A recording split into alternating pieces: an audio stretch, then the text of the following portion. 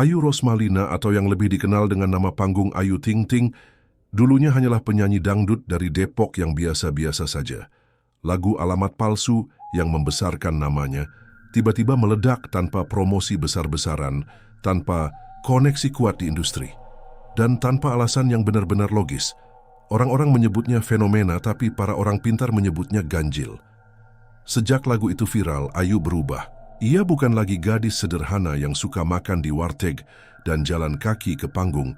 Ia menjadi pribadi yang sulit didekati, sering terlihat bicara sendiri di belakang panggung, dan lebih sering murung ketika berada sendirian. Namun, satu hal yang paling mencolok adalah ia tidak pernah kehabisan pekerjaan, hujan job, hujan uang, hujan pujian. Tapi, harga dari semua itu sangat mahal. Tahun 2012, seorang kru acara televisi swasta pernah bercerita bahwa Ayu selalu meminta untuk disediakan kamar khusus setiap kali tapping. Permintaannya sederhana, tapi aneh. Kamar itu harus bernomor 33 dan tidak boleh digunakan siapapun kecuali dirinya. Suatu hari karena kesalahan admin hotel, kamar 33 diberikan kepada bintang tamu lain. Ayu datang, melihat kamar itu sudah ditempati dan langsung menjerit histeris. Siapa yang masuk ke kamar itu? Kalian tidak tahu apa yang kalian lakukan. Malamnya, bintang tamu yang tidur di kamar tersebut ditemukan tak sadarkan diri. Mulutnya berbusa dan ia terus menggumamkan satu kalimat aneh. Wanita berbaju merah, wanita berbaju merah. Dia menangis lalu tertawa. Menurut pengakuan mantan asisten rumah tangga Ayu yang tak ingin disebutkan namanya, Ayu pernah menjalani ritual khusus setiap malam Jumat Kliwon, selalu di kamar yang gelap, hanya diterangi lilin hitam, dan ada semacam altar kecil di sudut ruangan. Di atas altar itu ada foto dirinya, sebuah cermin retak, kembang 7 rupa, dan sepotong rambut bayi. Asisten itu juga menyebut, kadang terdengar suara perempuan menangis dari dalam kamar Ayu saat tengah malam. Padahal tidak ada siapa-siapa di dalam. Bahkan, Ayu sering tidur sambil tersenyum aneh, seolah bermimpi tentang sesuatu yang menyeramkan namun menyenangkan baginya. Seorang paranormal terkenal, Denny Darko, pernah secara tidak sengaja menyentuh bekas kursi yang biasa diduduki Ayu di salah satu acara televisi. Tanpa disadari kamera, ia langsung mual dan berkata, "Siapapun yang menduduki kursi ini terlalu sering. Dia tidak sendirian. Ada yang ikut. Sosok perempuan tua berjubah merah. Dia bukan manusia." Konon, Ayu telah melakukan pesugihan tumbal, karier dengan perjanjian bahwa ia akan selalu tenar dan disorot kamera selama masih rutin memberikan bayaran. Apa bayaran itu? Energi dari orang-orang di sekitarnya. Bahkan nyawa rumah Ayu di Depok yang tampak mewah dan selalu jadi sorotan, sebenarnya punya satu ruangan yang tidak pernah dibuka untuk umum, gudang belakang. Beberapa tukang bangunan yang pernah merenovasi rumah itu mengaku sering melihat bayangan anak kecil duduk termenung di depan pintu gudang, lalu menghilang saat disapa. Bahkan, pernah ada yang melihat Ayu sendiri bercakap-cakap dengan tembok, seolah sedang mendengarkan perintah dari sesuatu yang tak kasat mata. Puncaknya terjadi saat Ayu mengadakan konser besar di luar negeri. Sebelum naik panggung, ia pingsan, mendadak dan tidak sadarkan diri selama 33 menit. Saat sadar, ia langsung memeluk manajernya dan berbisik, "Dia sudah datang lagi. Aku tidak boleh berhenti."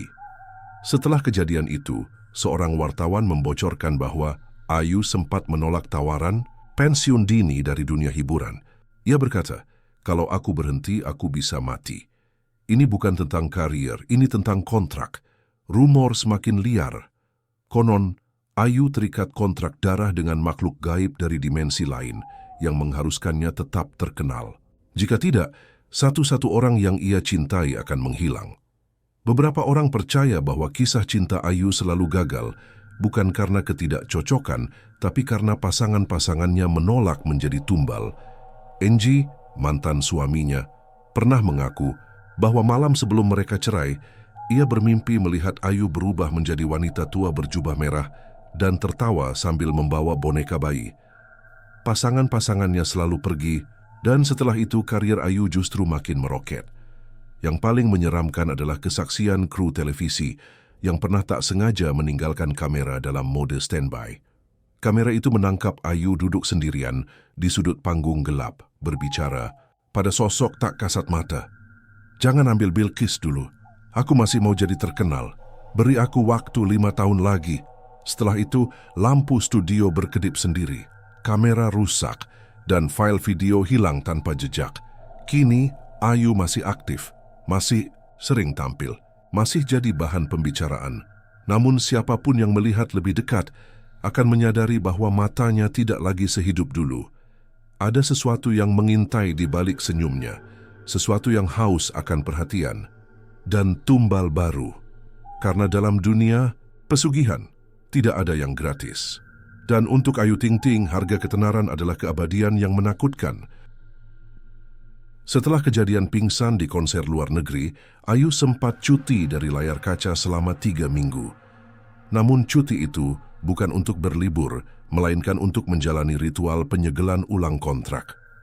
Menurut sumber dalam rumah tangganya, ada seorang perempuan tua berjubah merah yang datang ke rumah Ayu tengah malam, naik taksi gelap yang tidak pernah terlihat lagi keesokan harinya. Ritual dilakukan di depan cermin tua yang selalu disimpan di kamar Ayu sejak ia belum terkenal. Di sana, Ayu duduk dengan kaki dilipat, memegang potongan rambut dari anaknya sendiri.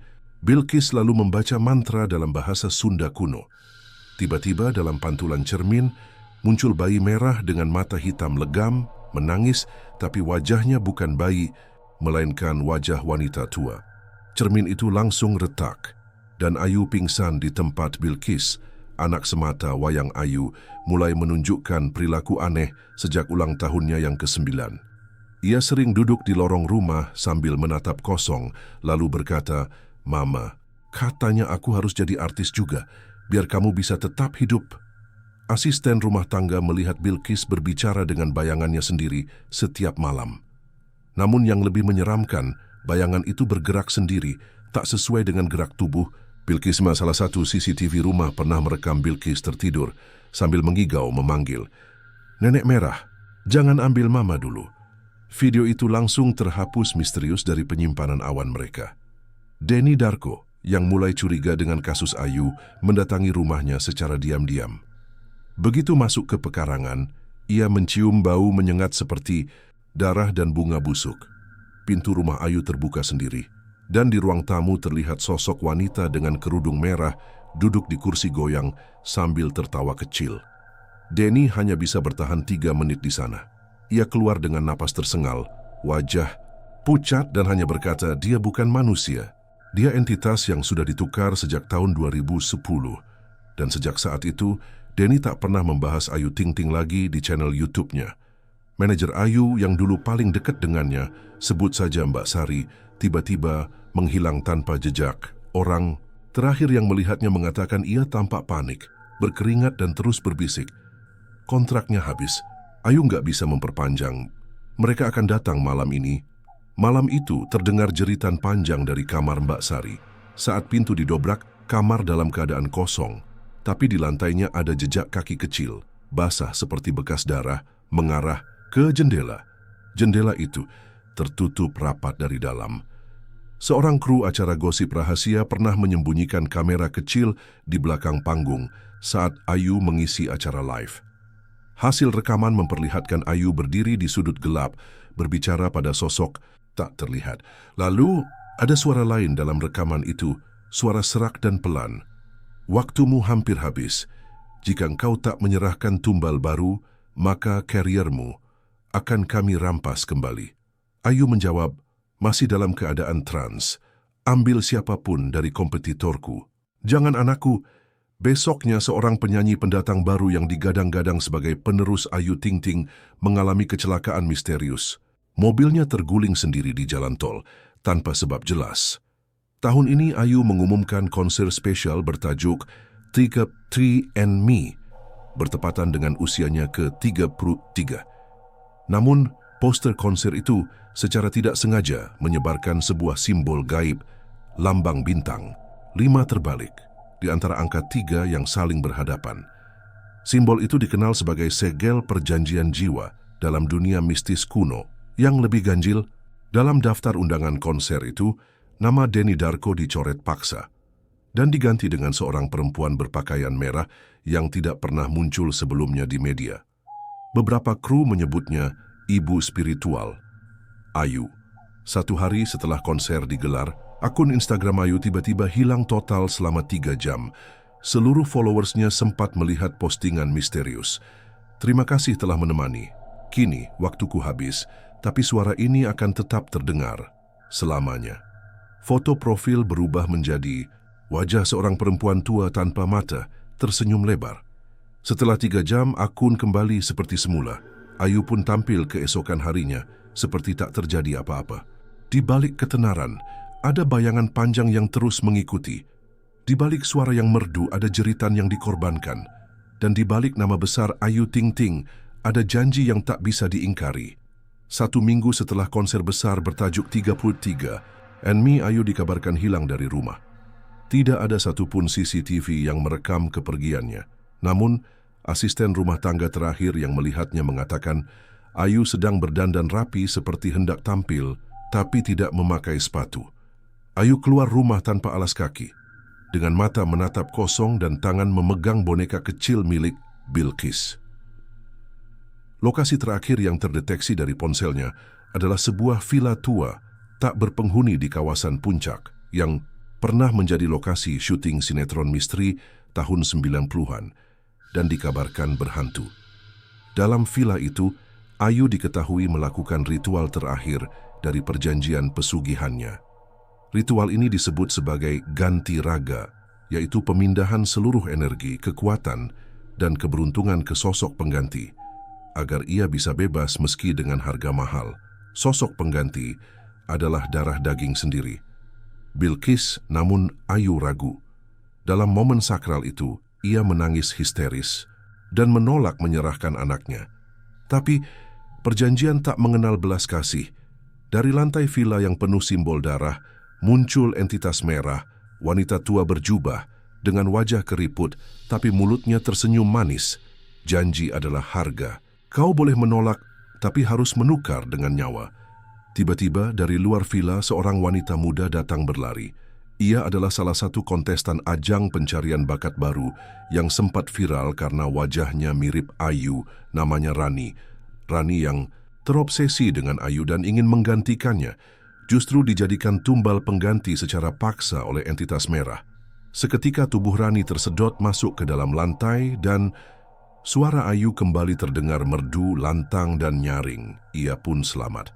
Untuk saat ini, setelah kejadian itu, Denny Darko memberanikan diri untuk membeberkan rahasia dalam podcast eksklusifnya.